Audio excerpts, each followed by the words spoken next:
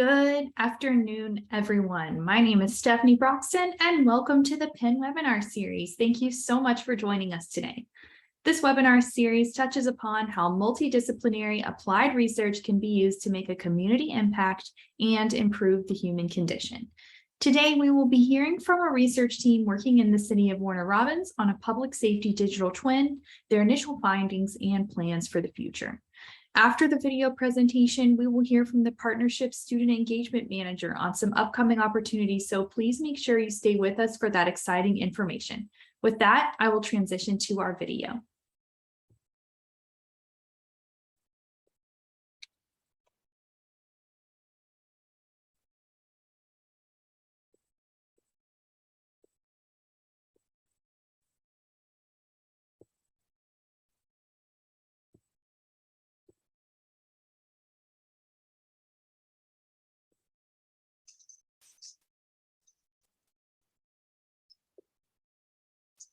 I'll start off. Again, I'm Angie Giesling with the Development Authority of Houston County. Just to give you a little background on how we got where we are today.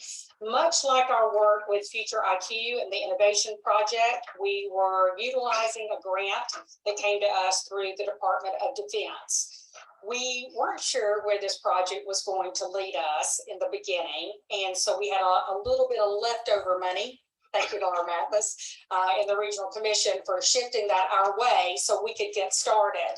We were having so much success. This project goes through phases that we decided we needed to continue, but we were out of grant money. And this is where, again, I'd like to thank the Development Authority Board for recognizing the importance of this project and the need to continue on and not wait for additional rounds of grant funding to come about, because our momentum was really at stake.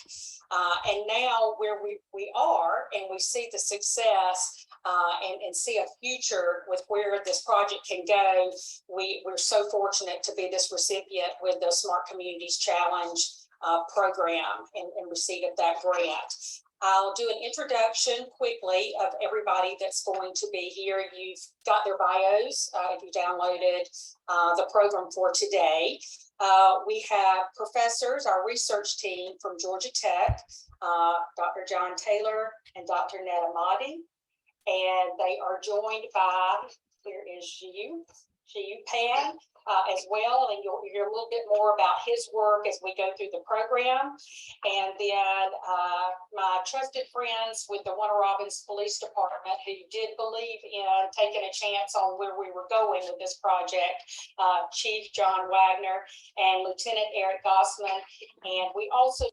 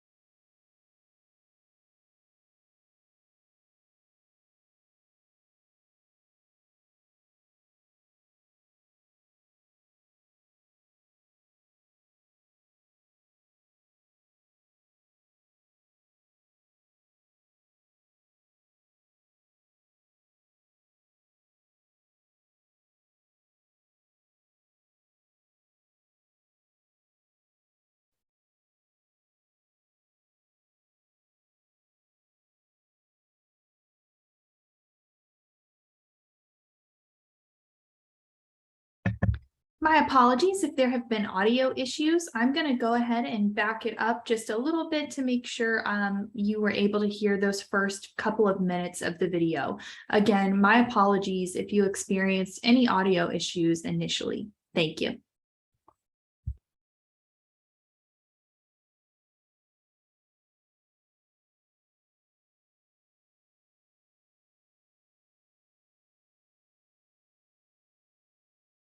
to be this recipient with the Smart Communities Challenge program and receipt of that grant. I'll do an introduction quickly of everybody that's going to be here. You've got their bios if you downloaded the program for today. We have professors, our research team from Georgia Tech, Dr. John Taylor and Dr. Ned Ahmadi. And they are joined by, here is Xiu Pan as well, and you'll hear a little bit more about his work as we go through the program. And then my trusted friends with the Warner Robins Police Department who did believe in taking a chance on where we were going with this project, Chief John Wagner and Lieutenant Eric Gossman. And we also convinced, I think we got the Chief Assistant Rooks on the hook first, so to speak, before we got started. So I want to go ahead and let them get started and share with you this great project.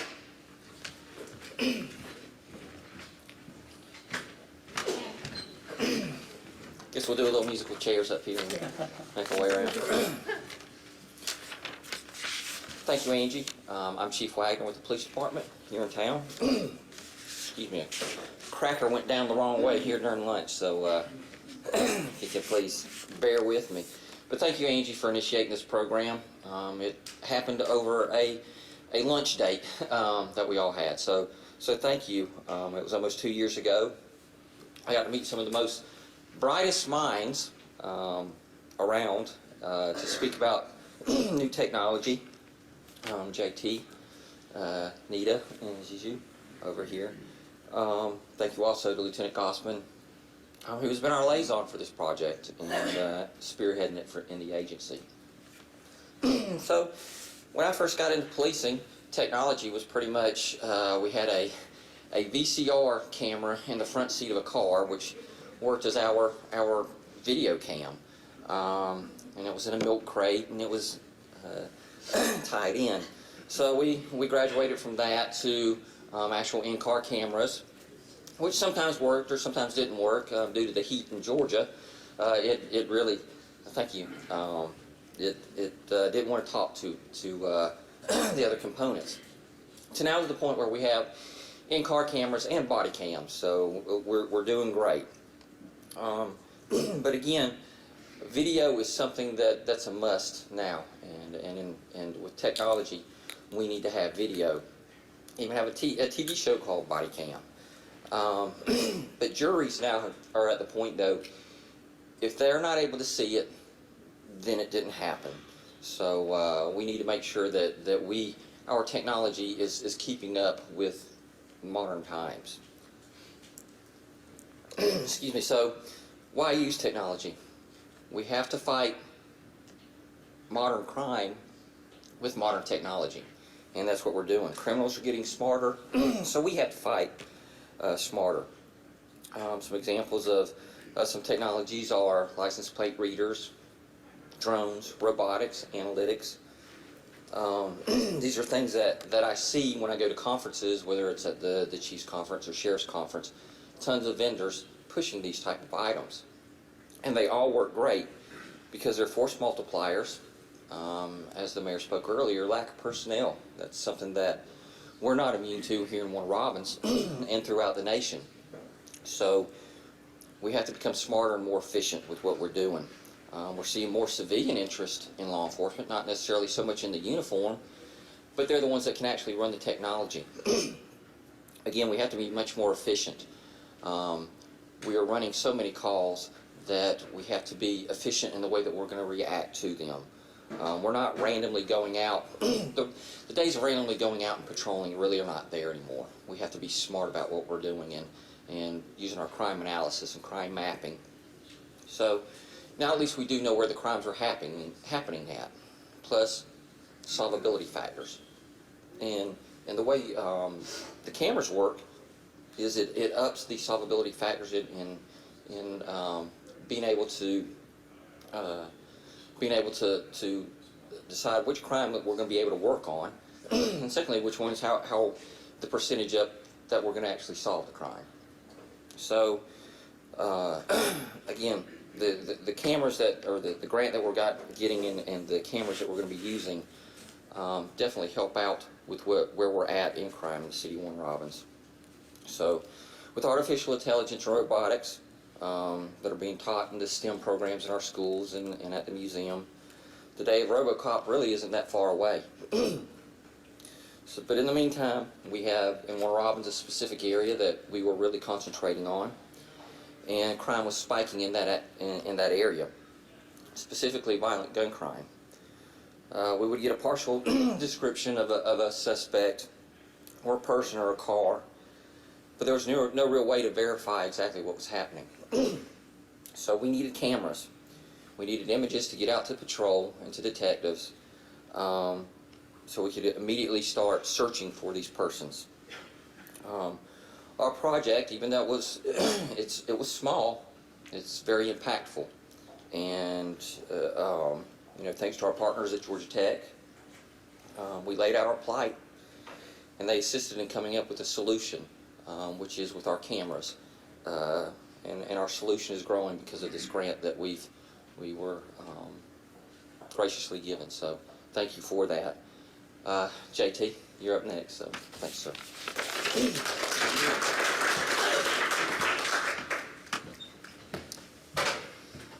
Thank you, Chief Wagner. I wanted to add a thanks to Deborah Lamb, who I now see, who actually put all of this team together.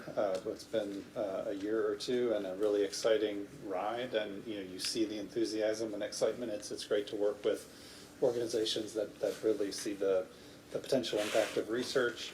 There are a couple people that aren't on the slide that are in the room that I want to acknowledge. Dan Rhodes from 21st Century Partnership was right there at the beginning of the table, figuring out what the solution might be.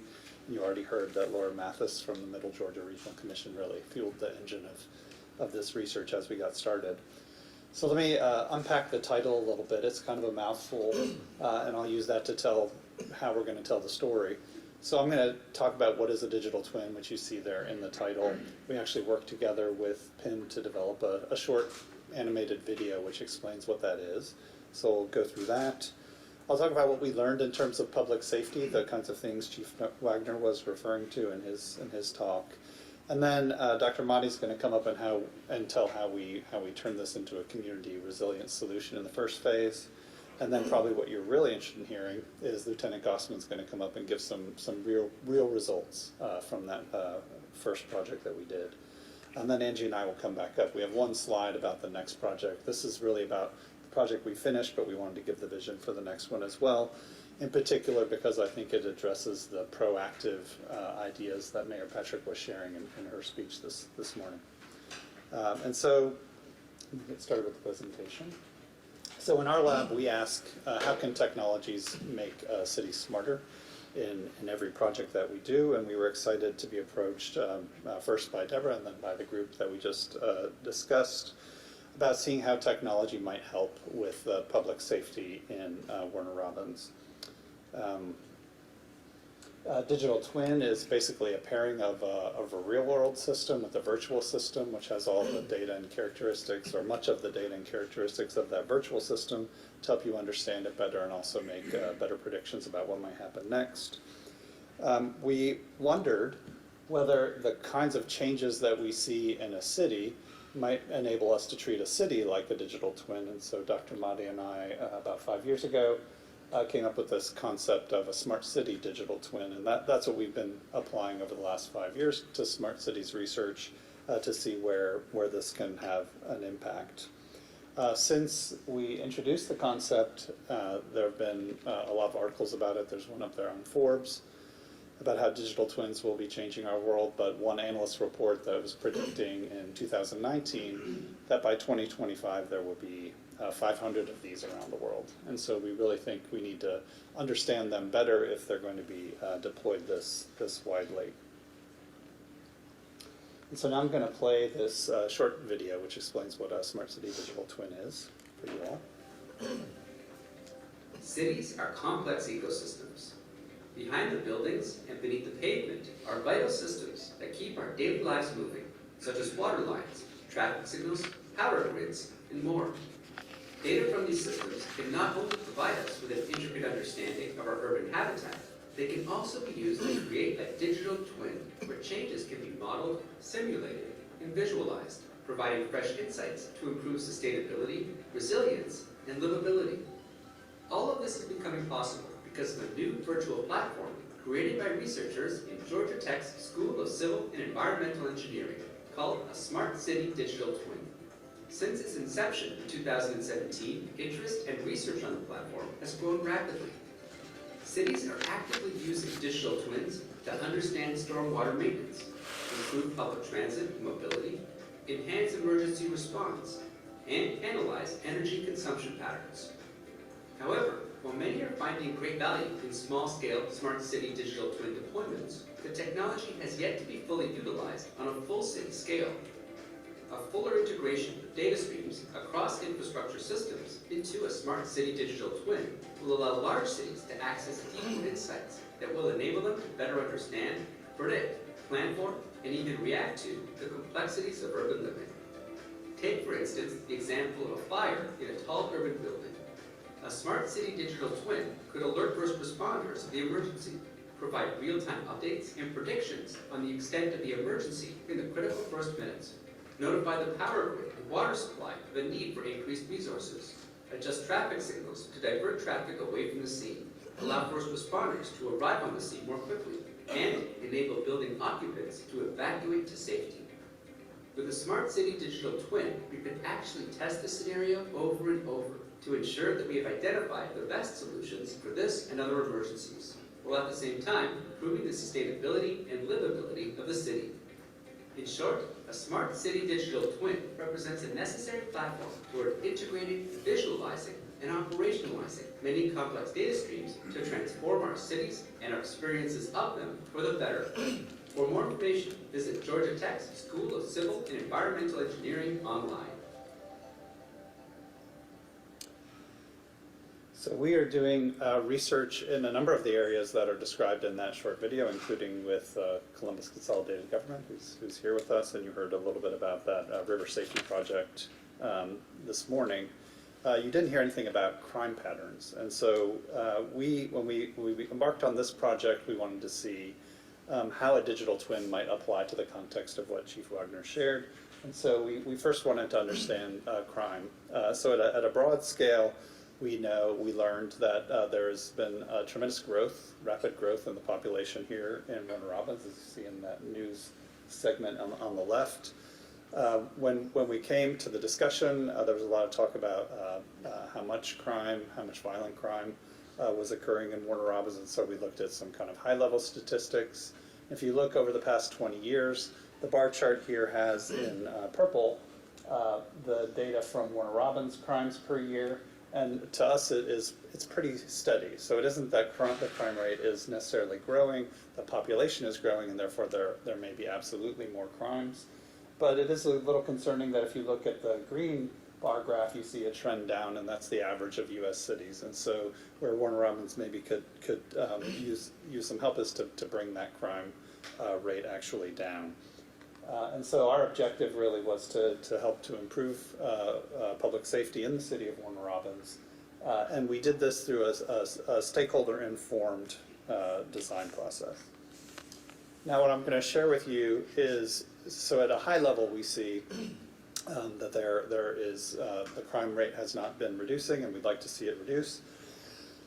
Excuse me. But then we wanted to look into more detail into the crimes themselves. And so on the left is a graph of all the crimes that occurred in the month of April a year ago.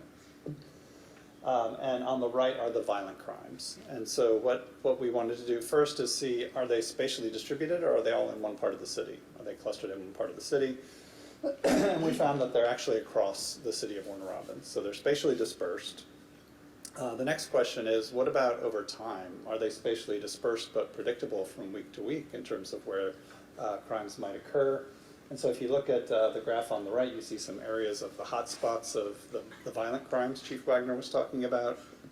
Over the next 5 slides, I'm going to show week by week over that month of April where those hot spots go.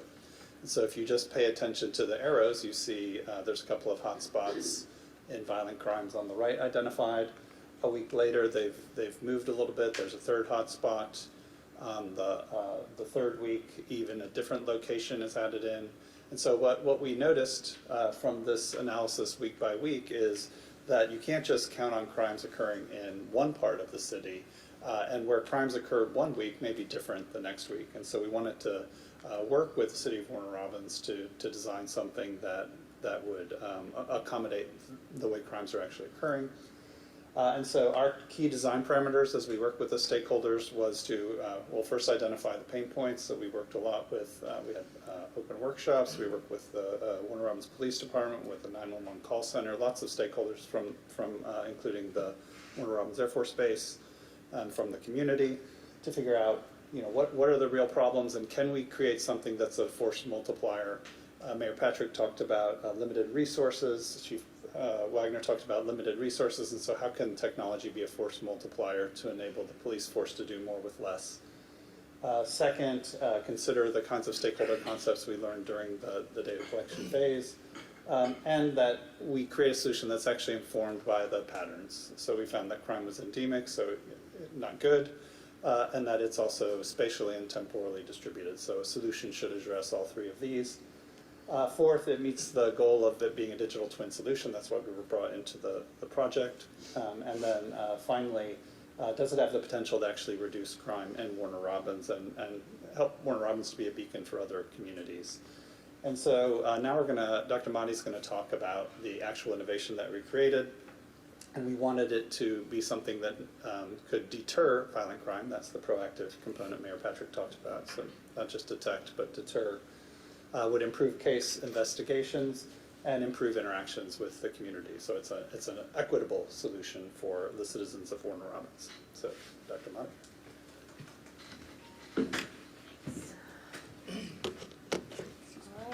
All right. With respect to what we just noticed in that pilot study that we did to understand what are the spatial and temporal distribution of crime patterns, and in order to respond to that dynamic nature of the problem we are looking at, and also be able to adapt our solution to changing patterns of crime over time, and also be able to come up with a solution that's equitable and not focused necessarily on certain areas, but it responds to all areas and all changes over time. We developed this framework for the digital twin system that is focused on dynamic sensing and placement of the sensors. And how that works is we focus on two elements to develop this framework. One is a prediction model, which is a convolutional long short-term memory type of deep learning model. And the second one is a simulation, a Monte Carlo simulation model. What the first one does is we train that model based on historic crime records over time. In this pilot study, we use over 2.5 years of crime records from the past to train the model so that the model learns what are the previous patterns and how it evolved over time. And every week, we add new data. So we came up with this long window of time that we update the model, the trained model, so the model learns and updates its predictions over time and gives us new insight into what the pattern would look like in the future. And based on that kind of predictive model, we added a simulation model which simulates the likelihood of a pattern that a suspect vehicle would take from the scene and the probability of where it would go. And adding that and integrating with the predictive model, we will come up with a best place location to place the sensor in the next week. So we selected that 1 week window time for this pilot, and we definitely will iterate. We have iterated with the police team, but also we'll iterate when we get to the actual implementation phase. So we created week by week, we get those data, create crime patterns, crime maps, and develop time series to train the model. So the model is not static. We just don't come up with one solution, one idea. It learns and over time adapts to how city evolves and how things change in the city. I will show you one example, and this is the interface of the background is what I just explained. This is the front end that you will see visuals. On the left column, you're able to select what exact types of crime of interest you want to look at or see in the future, how it will look like. The predictive model, the left down, bottom sort of, will create those red polygons, which are you can call it hotspots or very high probability areas that crime may take place in the next week. And then right after that, we simulate the likelihood of the best place location to place the sensor. So that sensor is more equitably placed and more likely to be detecting what could happen in the future. So the resources could be distributed to those areas and be more effective. As Chief Wagner mentioned, it's a source multiplier. So this is a hypothetical scenario. Let's say those are the static location of the sensors right now. The predictive model will predict that here are the hotspots that could very likely will happen in the next week, and those are the golden bigger dots you'll see are the recommended place of the sensors. And week 2, the pattern changes. Some of them stay still. Those are, we think like it's more of a half-half scenario. Most of, more likely half of the sensors will stay the same area, more or less, but there half of them will change. You'll see week by week the patterns of those hotspots will change. And therefore the recommendation, even like in this week, this example, they're overlapping, not overlapping, it's more of a, so the simulation model takes into account the direction of the traffic flow. So you get 2 in the same polygon because they're east and west with the exact latitude and longitude. Then I want to bring into your attention the rapid diffusion of this sensor. I keep saying sensors, but we are focusing on license plate recognition idea in this year. And those sensors are being adopted by the law enforcement agencies around the nation increasingly. In this national survey study from 2016, they recognize that it's been three times more in the past 10 years. The adoption is increasing. However, we do not have enough information on whether and how and what are the best practices. How can we optimally place these sensors so they can detect, deter, create proactive prevention, and help us with equitable treatment of these scenarios in the communities. There are no, as far as we have done the literature review, there are no best practices that could be scaled up and be adopted by other communities or cities, and there's no evidence to support versus fixed versus mobile versus combined deployment of these sensors would be more effective. So these are our goals, gaps, hopefully turning into, we fill the gaps. We will focus in moving forward, learning from this project that on how we can improve the best practices and fill up that gap of lack of these best practices and location-specific LPR placements. Warren Robins has experienced reduction in crime with respect to deterrence, whether like sensors were placed in locations and they were removed, but the effect was there. We have heard stories from our team.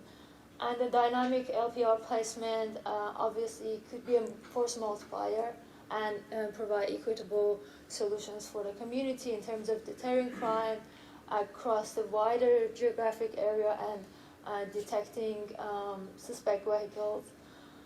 And also, a digital twin model could dynamically identify crime and adapt to how city evolves over time and changes happen, because we want to be data-driven, but we can't rely on few years back data to come up with solutions for today's ideas.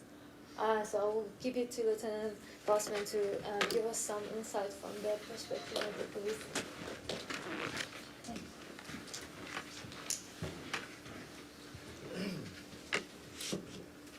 Well, this has been a long road, and using the Flock camera system is the tool, the sensors that we went to, and we've had documented successes over the last 6 months of deployment of these cameras in ways that we didn't really anticipate. We've got officers and detectives using them to develop leads that have solved some serious crimes over this time. We've got proactive officers using them daily. We've got traffic units using it to help solve their crimes as well. We are using these cameras, these tools, as eyes on the street. They are there all the time. They're ever vigilant. They work for us when we can't be there. And we initially put these cameras out, and we started with our proactive crime enforcement team, and we set them up, trained them, and got them access to the dashboard that Flock has, and they took it and they ran with it and they started developing things and how they were using it. Then while they're using it, the other members of the police department are seeing what they're doing and how they're doing it and which way they can go with it and use it. And so they started coming and asking for it. So we went to the shift commanders and got 2 of their most proactive officers, and we got them spun up on it. And then they in turn spun up others around them, and it has grown, and they have bought into this tool and they like this tool. With officers over these years, I've found that if it doesn't work or it's not easy to use, then it's just going to sit on the shelf and it's not going to be a force multiplier in these times when we're short-staffed and trying to get leads to solve these major crimes. Our detectives are using it. They're using it in ways that we weren't expecting. An example of that would be one of the officers was dealing with a stolen motor vehicle and didn't have a current picture of that vehicle. He got on Flock and got a current picture of it, and it had some unique decals on it. He reissued the bolo with that current picture, and within 24 hours, one of the patrol guys was able to locate it. So I wanted to spotlight a recent serious case that we had, which was a homicide, and the way it was used to help build this case. Back in June, we had a homicide, and it was a real whodunit. There was no leads, there was no witnesses.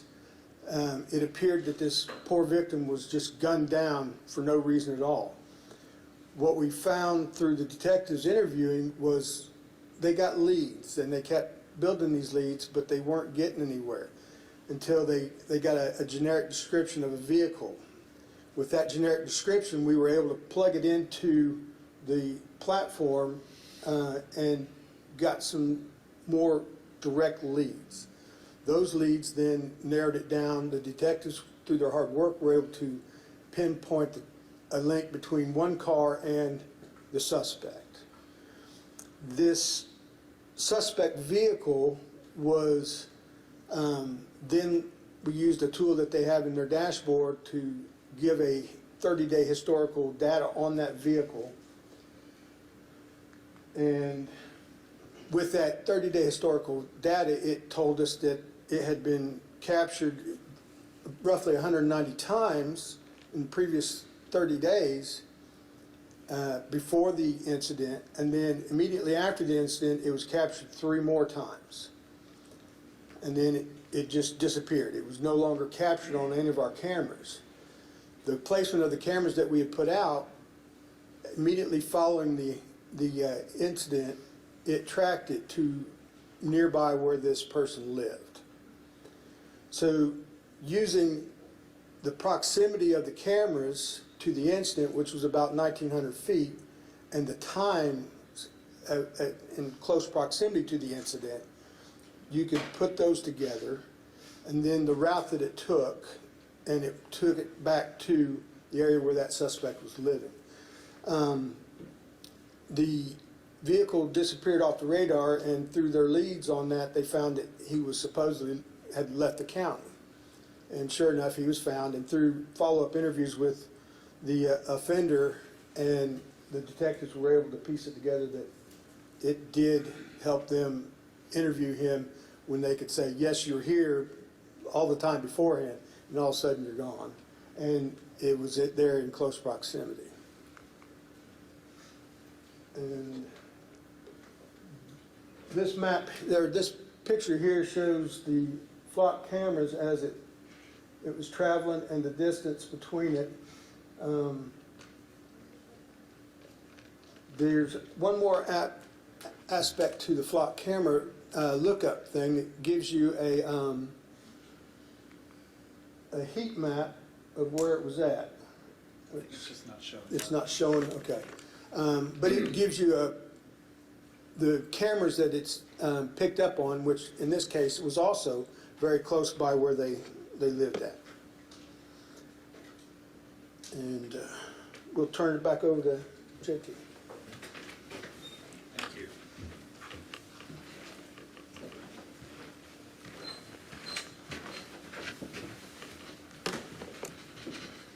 Thank you, Lieutenant Gossman.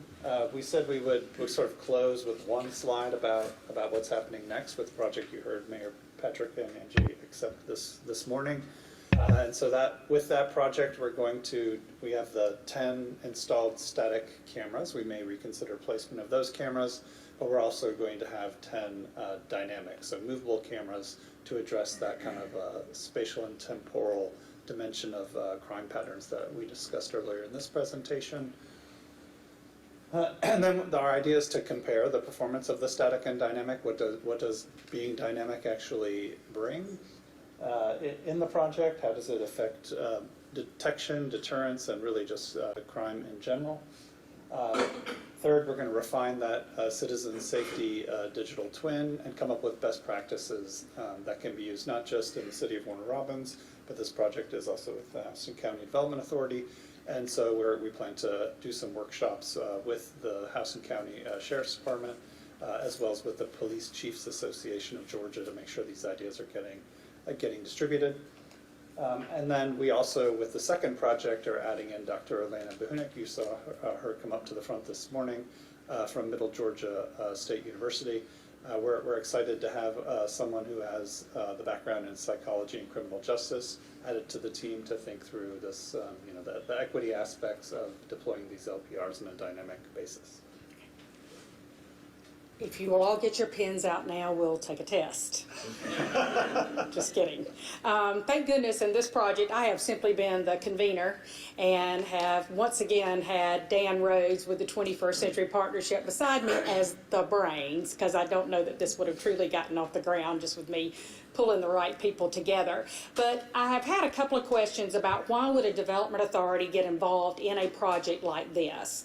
And if you understand what we do, and Judy Sherling is here, she certainly does, we will get questioned by prospective companies about crime rates, not just in our own community, but in communities around us. And what we have learned over time, anything that we've got that could potentially be a black eye on our community, you have to acknowledge it. It's there, but you also have to show what are the steps we're taking to get better at this. And that is one thing that I recognized in this project that it could do for us. Now let's also think about an even greater implication.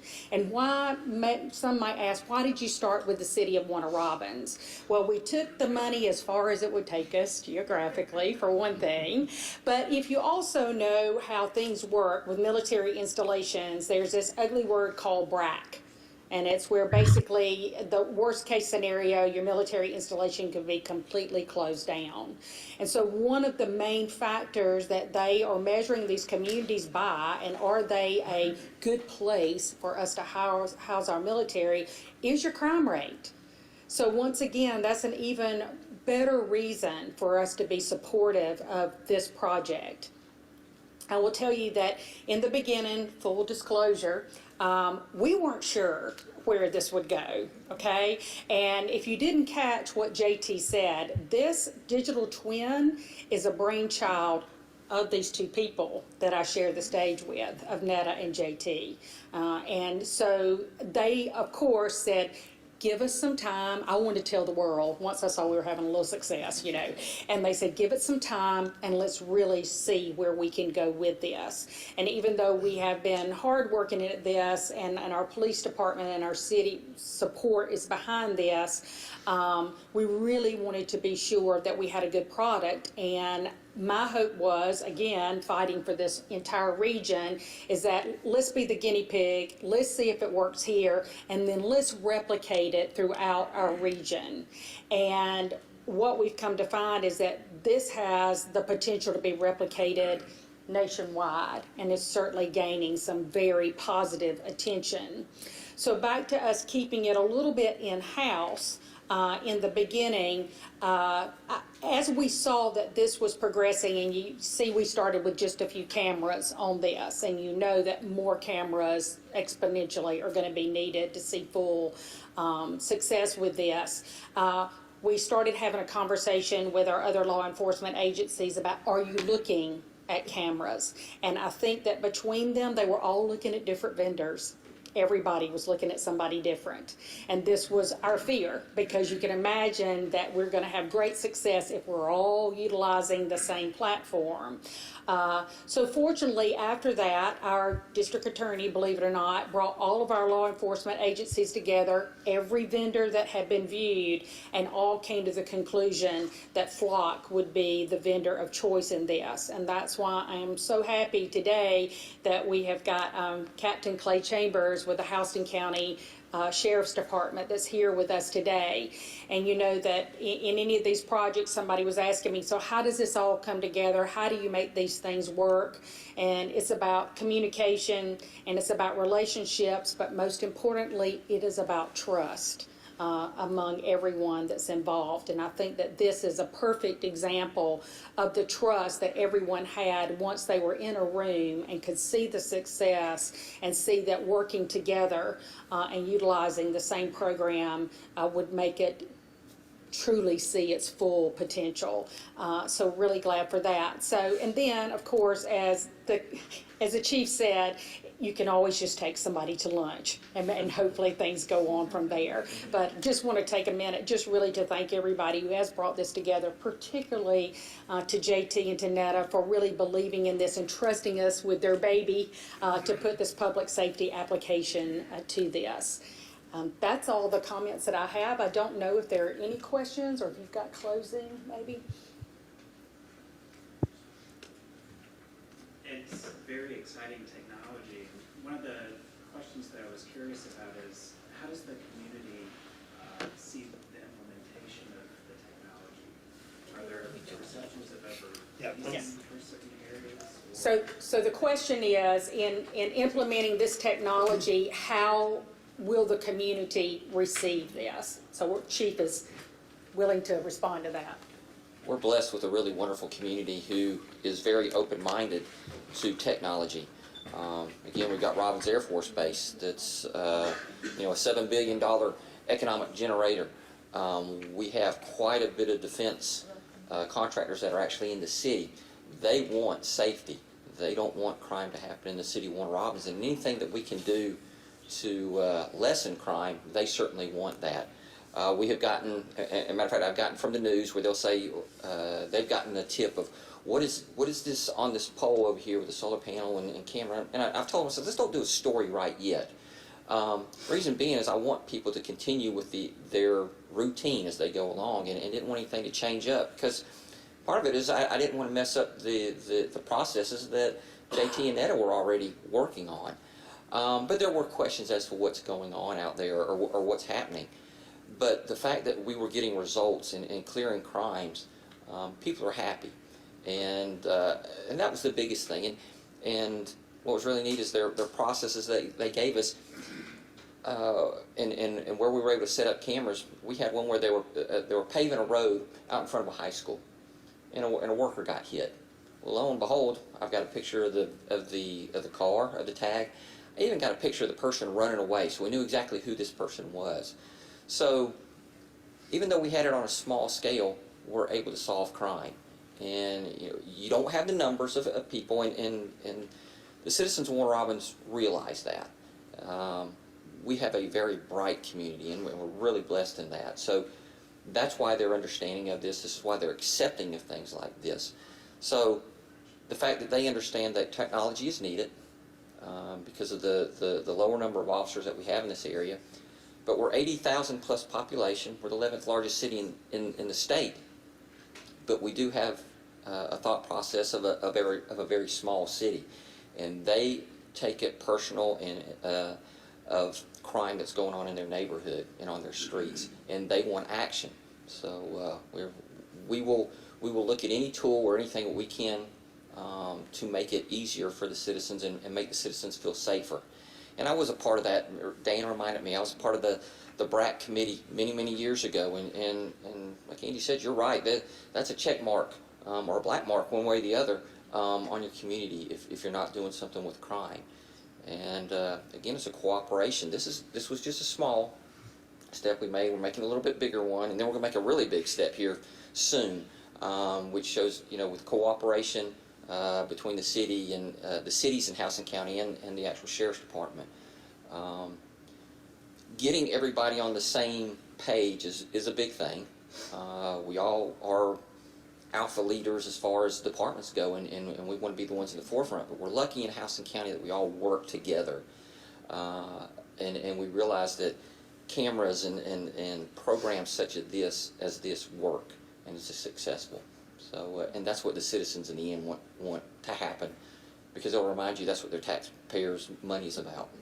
So anyhow, I hope I answered part of your question. I went a long way around about that, but citizens of Warner Robins are very accepting of this.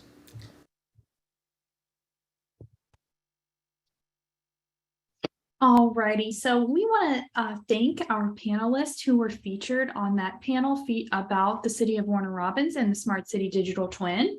With that being said, I would like to now go ahead and transfer over to our Student Engagement Manager, and he's going to talk a little bit about some upcoming opportunities with the partnership.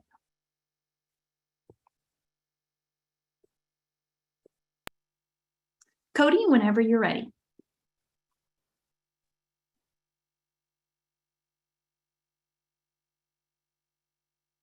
All right. Well, I'm sorry I can't share my video at the time. It looks like because the screen share is going on, can't necessarily do that. Welcome everybody. Thank you for coming to the webinar. My name is Cody Koki. I am just took over as the new Student Engagement Manager here at the partnership. Since you know already a little bit about PIN, I probably won't go into a whole lot of detail on this next slide. But just kind of reminding everybody that our guiding principles are innovation, opportunities, shared economic success, making sure that we're collaborative, that we're growing talent, especially in this student engagement realm,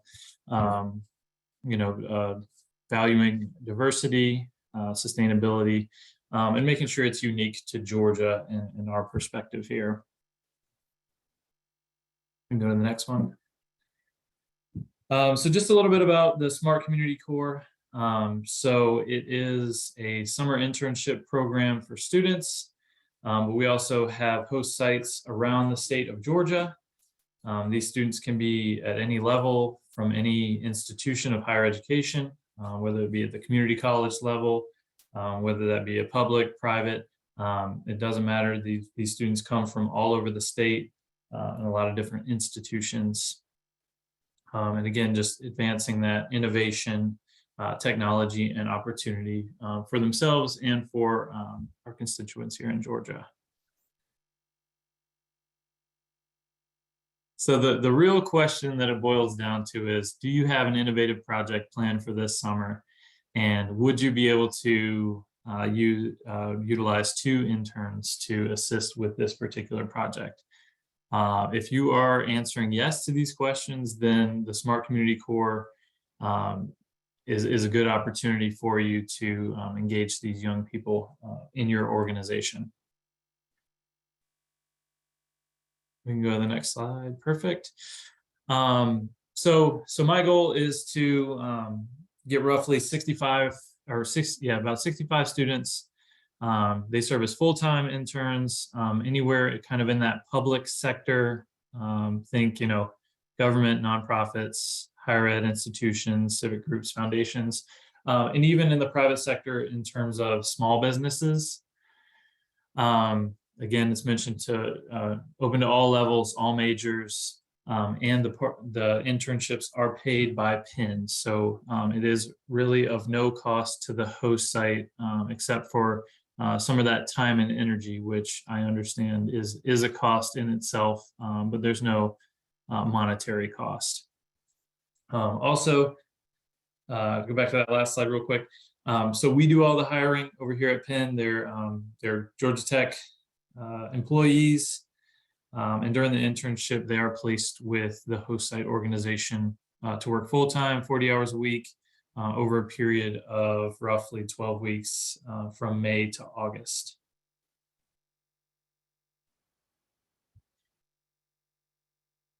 So if you're considering being a host site, some of the things that you have to think about in terms of that time and energy commitment is co-developing a work plan. So with your team, with the students, making sure that you're identifying their goals as well, and helping them develop in that sense.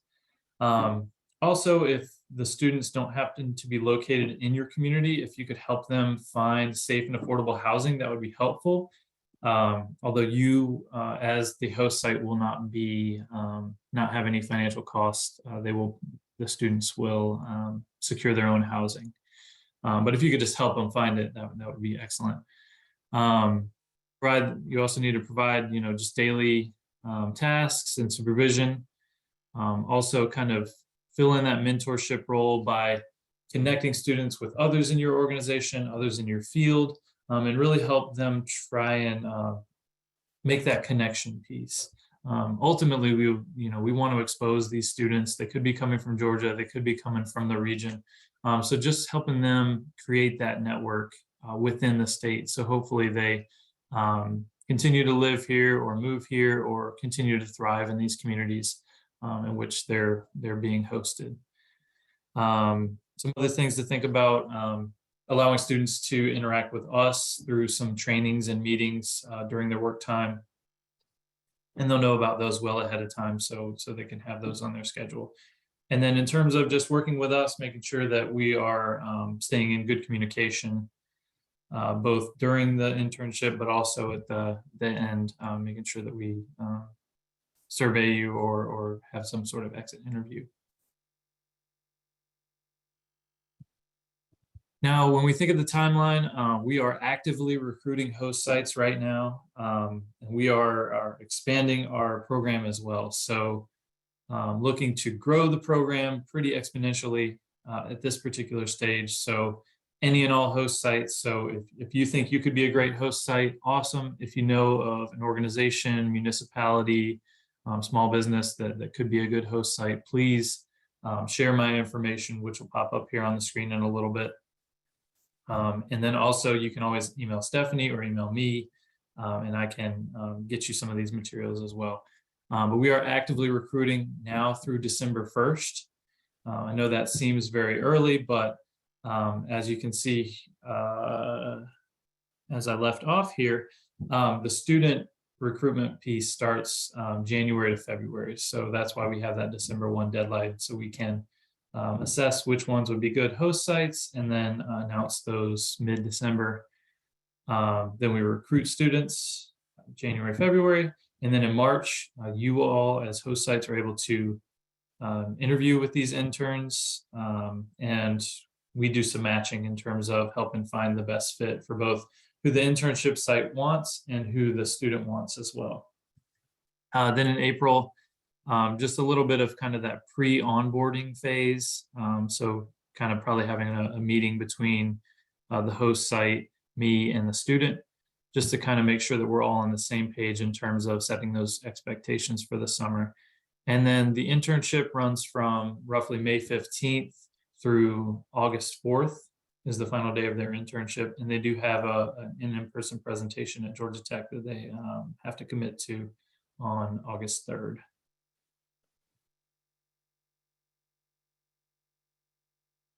So here's the contact information. I don't think these are active links right now. So if you just go ahead and take a picture with your phone or do some sort of screen capture, you can reach me here at this email address down below. Also, that's my cell phone number. So if you have any questions, feel free to call or text me. I'm available most times of the day. If I don't answer, I'll definitely give you a shout back. Just please do leave a message. But if you wanted to find any of this information about the Smart Community Core itself or the application as well, those two links are there. And also, if you follow up with me, I can send you additional information and these links as well.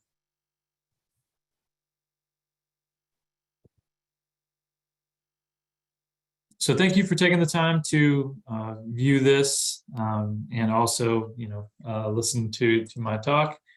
And if you have any questions, you can throw those in the chat and I'll be happy to answer those. And thanks, Stephanie, for the time.